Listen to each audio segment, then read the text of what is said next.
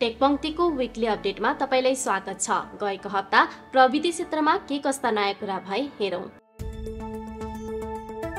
नेपालको सबैभन्दा ठूलो व्यापारिक घराना चौधरी ग्रुपले लन्डन स्थित टेक कम्पनी नथिङ टेक्नोलोजी लिमिटेडसँग साझेदारी सम्झौता गरेको छ। यस अन्तर्गत नथिङ ब्रान्डको स्टाइलिश र फ्युचरिस्टिक देखिने स्मार्टफोन र अन्य प्रोडक्टहरू सीजीले अब छिट्टै नेपालमा आधिकारिक रूपमा बिक्री वितरण गर्न पाउने भएको छ। यही कुरालाई चौधरी ग्रुपका म्यानेजिङ डाइरेक्टर निर्वाणा चौधरीले आफ्नो ट्विटर एकाउन्टमा पोस्ट पनि गरेका थिए।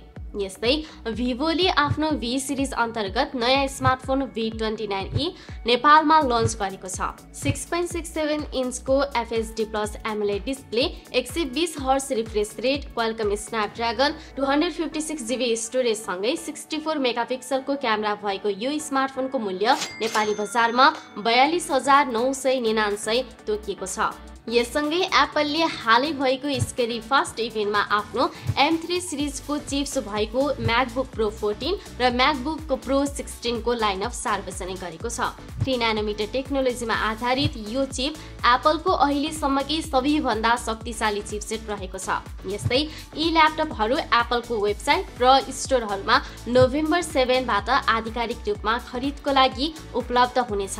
यसको मूल्य भने हामीले स्क्रिनमा राखिदिएका छौं। यस्तै फक्सकन र विस्ट्रन सँगको साझेदारीमा 2017 देखि भारतमा एसेम्बल हुँदै आएको आइफोन अब टाटा इलेक्ट्रोनिक्स प्राइभेट लिमिटेड सँगको साझेदारी बन्ने भएको छ। भारतीय मिडियाका अनुसार टाटा इलेक्ट्रोनिक्स प्राइभेट लिमिटेडले विस्ट्रनको 100% शेयर $125 मिलियन मा खरिद गर्दैछ, जसले गर्दा टाटा अब भारतको पहिलो आइफोन म्यानुफ्याक्चर गर्ने कम्पनी हुनेछ।